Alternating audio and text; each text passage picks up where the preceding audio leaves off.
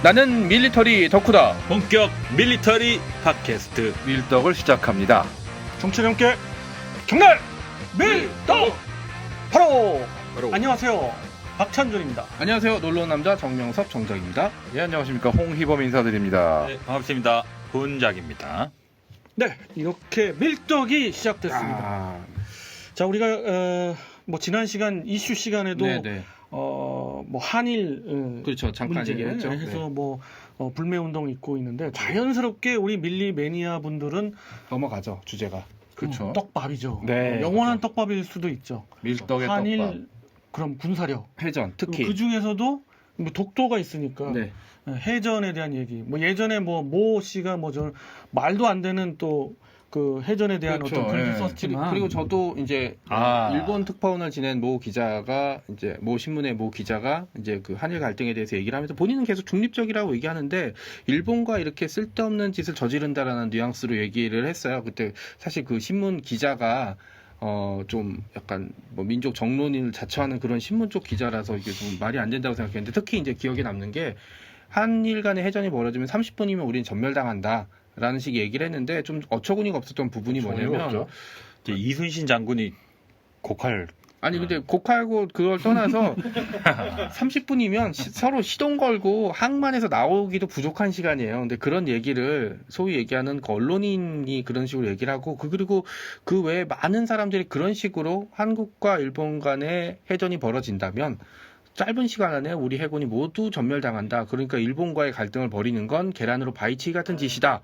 라는 식의 얘기를 하더라고요. 물론 뭐 대한민국의 해군력이 일본 해상자위대의 해군력에 비해서 당연히 처지는 건 당연하지만 과연 그렇게 30분 만에 끝나는지 그리고 우리가 30분 안에 전멸을 당한다고 한다면 그러면 우리는 그냥 계속 영원히 이런 식으로 일본의 부당한 압박을 그냥 참고 견뎌야 하는 게 맞는지 이런 얘기에 대한 것들이 좀 많이 오고 가던데 좀 안타까운 거는 전문가들에 대한 얘기나 이런 쪽 얘기가 있어야 되는 정말 이게 주제가 된다면 근데 뭐 그냥 잘 모르는 신문 기자 아니면 해부커 이런 사람들이 뭐 30분이니 31분이니 아니다 29분이니 이런 얘기를 해갖고 그게 마치 정설처럼 또 그렇죠. 글을 남겨 되게 전문가처럼 뭐에 5분 뭐에 5분 그렇게 얘기할 수도 있는 게 그 예전에 그 그렇게 해군력은 10년, 20년을 보고 길러도 이게 그 해군력이 차이가 좁혀질지 말지인데 그렇죠.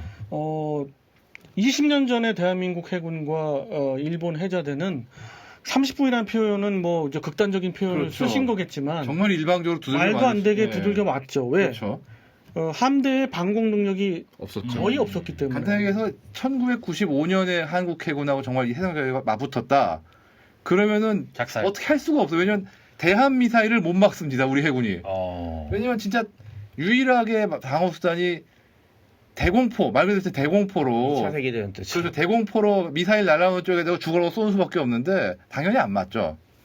정말 방공 자체가 안 되는 한심한 수준이에요. 정말. 왜 비롯된 걸까요? 경제 차이? 경제 차이, 아니면은 경제 국방이나 차이도 인식의 크고요. 차이? 여러 가지가 있습니다. 그런 것도 있지만 이런 건 태평양 지역의 미군의 그 어떤 연합군 그들이 생각하는 한미일 연합 세력의 어떤 그렇죠 군사 구도를 미국이 그렇게 만든 거죠. 일본은 그쪽하고 일본은 대잠력에 치중해야 되기 때문에 러시아 태평양 함대를 막을 블라디보스톡 태평양 함대를 막을 대잠력을 키울 수 있는 대형 전투함 그리고 그런 대형 전투함을 또 호위할 수 있는 또는 그 대공 방어를 할 수 있는 대공 방어 전투함들이 아주 예전부터 갖춰져 있고 저희는 북한을 상대하니까 그래서 그렇군요. 그렇죠.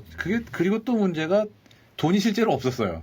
돈도 없었을 것 같아요. 80년대까지만 해도 정말 우리나라 1인당 국민소득이 뭐 일본의 5분의 1, 6분의 1, 뭐 거의 이렇게까지 떨어졌기 때문에 엄청 빠르게 성장하긴 했죠. 그렇죠. 정말 이렇게 얘기하면 좀 자존심 상한 얘기인데 지금 관점으로 보면 그때 우리나라 살림은 정말 빈곤하기 짝이 없는 수준 정말. 20년 전만 해도 바나나도 못 먹었지 않습니까? 제가 요즘 시간 나오면 유튜브로 오는 게 뭐냐면 그 이상가족 찾기.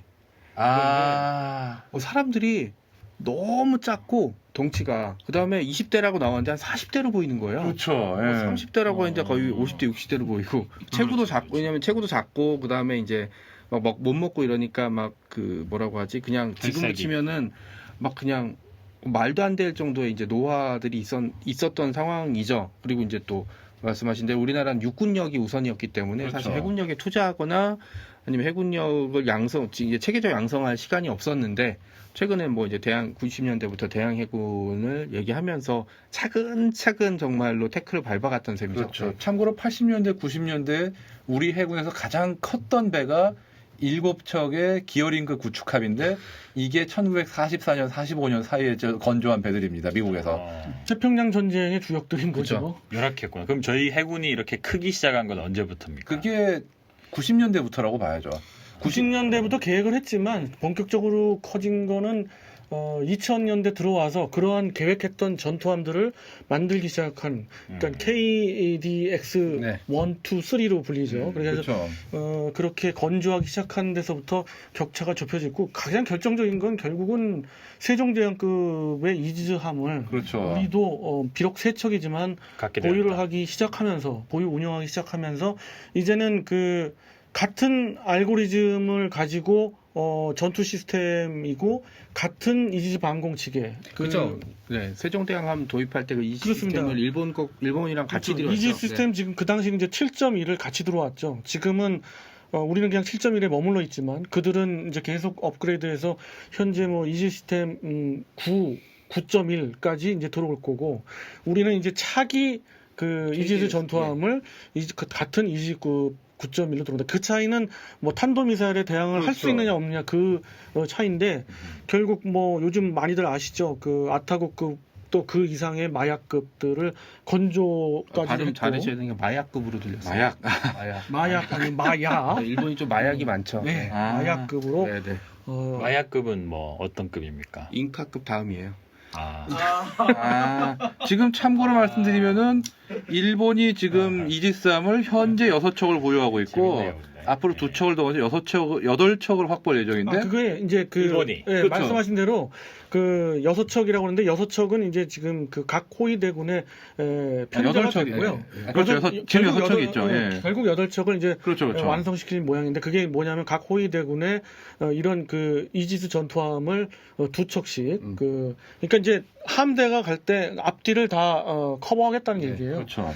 그런데 그렇게 되면은 이제 그 뭐 상당한 방공 체계죠. 거기다가 마약급은 그 탄도미사일을 뭐 정확하게 그 방어할 수 있고 일본의 방공 시스템을 참고로 말씀드리면 마약급을 위시한 마약급과 지금 그 개조를 또 하는 아타고급이 맞고 그렇죠. 그 다음에 이제 그 본토로 들어오기 전에 그 요즘 많이 얘기 나오죠. 이지스쇼 이지스, 그 네. 시스템이 들어가 있는 장거리 방공 체계로 아주 탄탄하게 이제 막을 생각인데 우리도 축차적으로 지금 그런 계획이 있습니다만은 이제 그 정도는 아니죠 우리나라는. 그래서 6척, 그러니까 지금 현재 계획들은 앞으로 6척까지 늘어납니다 이제. 네 늘어나죠. 그러니까 늘어나는데 이제 우습게 볼 때 상황은 아니에요 확실히. 확실히 제가 그 우습게 볼 수 없는 상황이라는 게 지금 말씀하신 뭐 보유 척수를 갖고 흔히들 막 숫자로 비교해가지고 VS 놀이를 하세요. 그렇죠. 근데 예. 실제 전장으로에서는 그런 게 아니고 그렇죠. 변수들이 너무 예, 많죠. 네. 특히 일본은 4개 호위대군으로 나눠져 있는데 그 4개 호위대군이 일본의 일본이 사실 엄청난 영토를 가진 그렇죠. 나라예요. 영해도 넓고. 예, 영해도 굉장히 되게 넓고. 섬나라로 좁다 그러는데 네. 그 일본의 홋카이도만 따져도 우리나라 거의 그 대한민국. 대한민국 영토에 거의 가까운 그 수준입니다. 그렇습니다. 작은 나라 절대 아닙니다. 예, 1호위대군 같은 경우는 러시아 태평양 함대를 바로 커버해야 되기 때문에 절대 뭐 우리의 어떤 전력 상대 또 그렇죠. 그런 위치에 있지를 않아요. 그러니까 저희는 3호위 대군과 그다음에 거기 이제 백업 들어가려면 2호위 대군 정도가 저희의 대항할 수 있는 전력인데 그러니까 일본 만약에 해전이 벌어지게 된다면 우리가 상대할 건 4개 호위대군 전체와 상대를 할 가능성은 별로 없다라는 그런 그렇죠. 말씀이죠. 예. 당장 일본은 중국도 상대를 해야 되기 때문에 그렇죠. 다 네. 못 빼요. 그러니까 우리하고 다 입장이 다릅니다. 대기 일단 해야 된다는 거죠. 한국이랑 그렇죠. 붙더라도. 왜냐면 이제 우리나라랑 러시아 싸울 상대한다고 거는 당연히 두고. 그래야죠. 그렇죠. 네. 다 빼면 뭐 사실 러시아랑 중국 요즘 최근에 뭐 중국도 갈등을 계속 그렇습니다. 겪고 그리고 있으니까. 자기의 그 수도인 그 도쿄를 위시한 그 남태평양 쪽을 수도방위. 또 커버해야 되기 때문에 사호위 대군도 움직일 수가 없어요. 한계 호위 대군. 네. 하나랑 붙는 겁니까 저희는? 두 하나 내지 걔들이 이제 그 뭐 전면전을 해전을 정말 하겠다 싶으면 이제 한계 호위 대군 동맹은 더 붙을 수도 있죠. 그 저희가 예를 들어 2개를 깼어요. 2개를 깼다 우리가 불가능합니다만은 아무튼 그렇다고 치고. 깼어요. 예. 미래에. 네네. 그럼 하나 또 끌고 올 거 아닙니까 이렇게. 그러니까 이제 그런 어떤 상황까지 벌어진다면 정말 전면전인 거죠. 근데 보십시오. 태평양 전쟁도 드넓은 해역에서 벌어진 해전이에요. 근데 한일전이다. 과연 어디에서 해역이 굉장히 좁아요. 일단. 그렇죠. 예, 그렇기 때문에 나가 싸우자 이렇게 해가지고. 우리는 그 몇백 킬로를 사이에 두고 벌어지는 그런 현대전의 해전은 벌어질 수가 없어요. 벌어질래야. 그리고 여러 가지 문제가 있죠. 뭐 이건 VS 놀이를 굳이 하니까 이제 우리가 얘기지만 그자면 여러 가지 역학관계상 미국이 또 가만히 있지는 가만히 있지 않잖아요. 않죠. 예. 또, 그렇죠. 또 왜냐면 저 일본과 한국의 이지스함이 같은 버전이라 서로 미사일 발사부터 누르는데 서로 안 나갈 수도 있어요. 우리 편인데 뭐 이러고 미국이 백도어를 이렇게 심어놨지 말라는 법이 없지 없죠. 않습니까? 예. 소설 쓰시니까 아, 그렇죠. 딱 눌렀는데 아 그러니까 갑자기- 다 같은 편으로 세팅이 돼 네네, 있어가지고 쐈는데 네. 안 서로 안 나가고 상대편이 갑자기 없네. 화면에 이제 그 미국 갑자기 대통령이 나오고 이 말을 듣고 복면 그를 보니까 B급 영화가 생각나. 아우. 갑자기 트럼프가 You are fired 막 네. 그러고 막 해고됐어 그렇죠. 막 그러고 그리고 여기서 중요한 거 한일전에 굳이 따진다면 중요한 것 또 하나 분야는 바로 수중의 잠수함들이죠. 그렇죠. 전력들이죠. 지금 우리나라 잠수함 전력이 절대로 우습게 못 본 상황이 돼버렸어요 지금 진짜. 아, 저희 잠수함 전력이 좋아요. 우리 만만치 잠수함 않습니다 전력도 지금. 만만치 않죠. 지금 그래요. 18척을 18척이죠 지금. 완편해서 운영하고 있는데요. 9개 그 전대로 이제 그 편제가 돼서 운영하면서 잠수함이 많구나 우리가. 많습니다. 네, 많습니다. 졸제 많아졌어요 진짜. 9개가 아니라 6개 전대죠. 6개 저희 전대에 약한 줄 알았는데. 아 네. 약하지 않아요.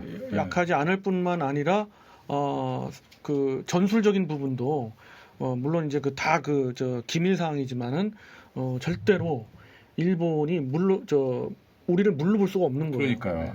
지금 간단하게 해서 설령 잠수함끼리 싸워서 될지 몰라도 최소한 뭐 독도 같은 동해 상황에서 상황이 발생했을 때 우리 잠수함대가 뭐 우리 잠수함대도 어느 정도 피해 있겠지만 정말 일본 쪽에 큰 피해를 입힐 수가 있어요.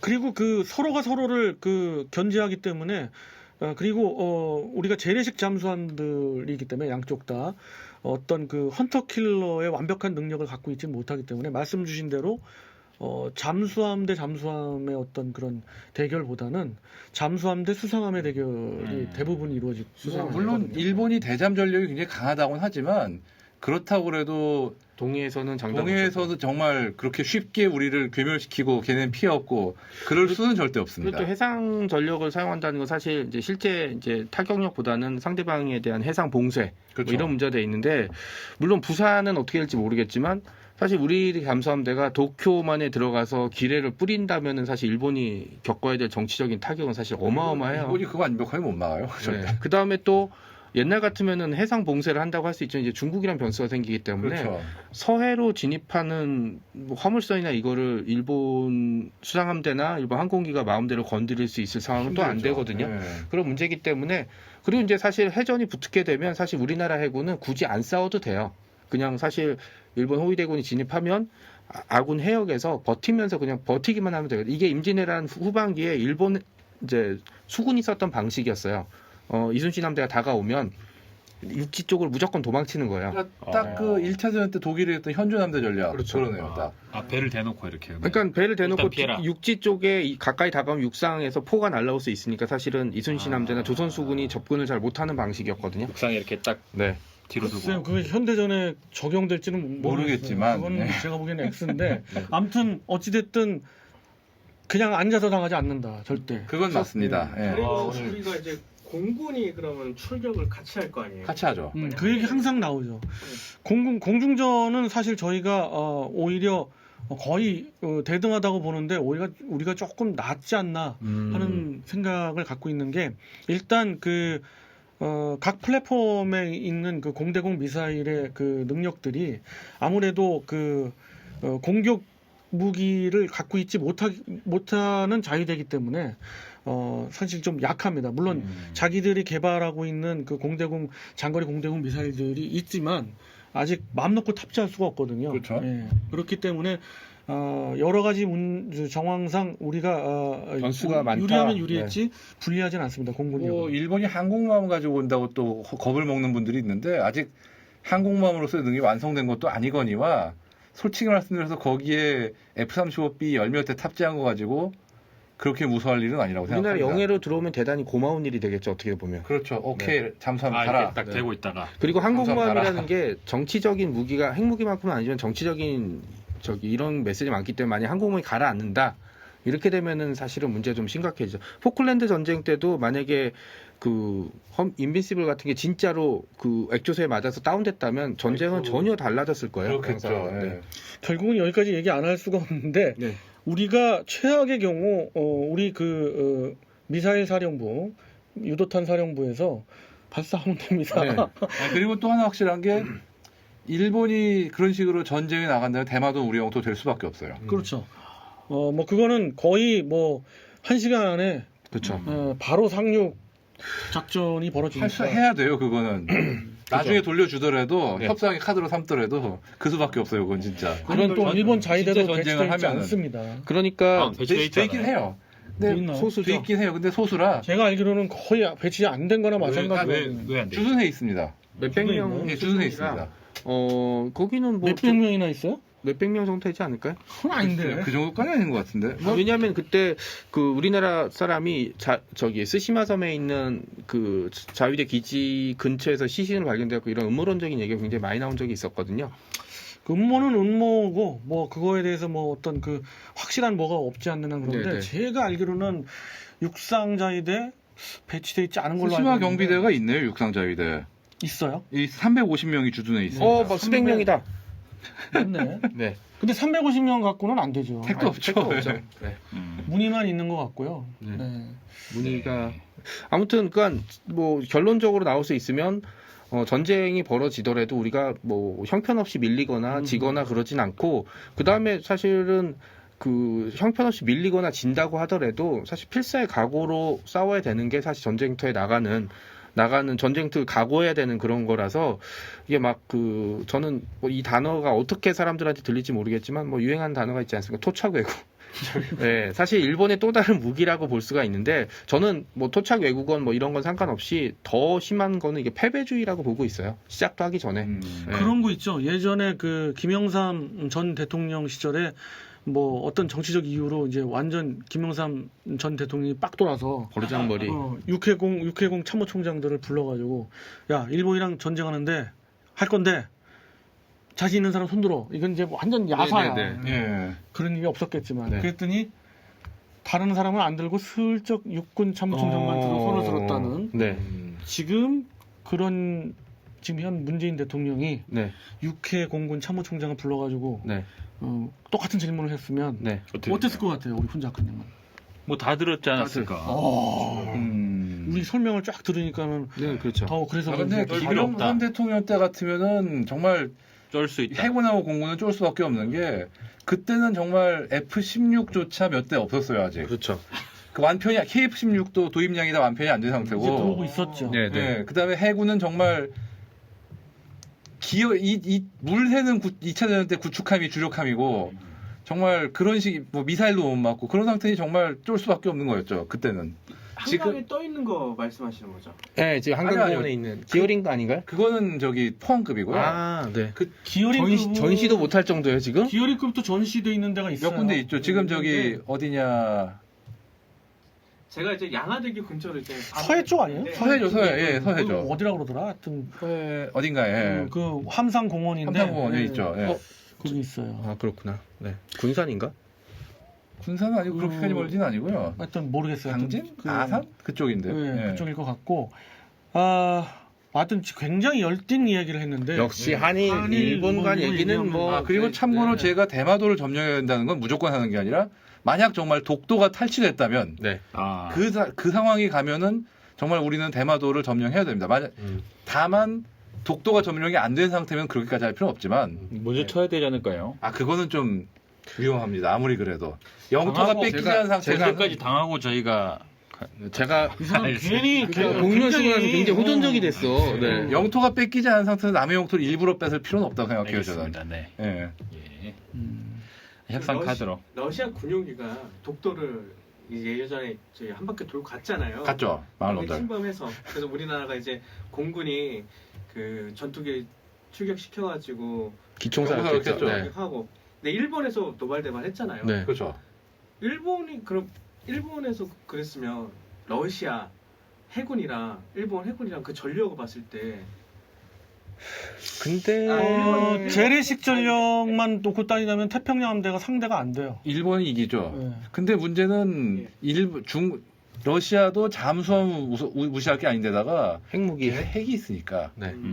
결국은 이게 그리고 또 문제가 지금 북방사도는 사할린하고 너무 가깝기 때문에 결국은 러시아 쪽의 어떤 육상 전력의 백업을 받기가 쉬워요.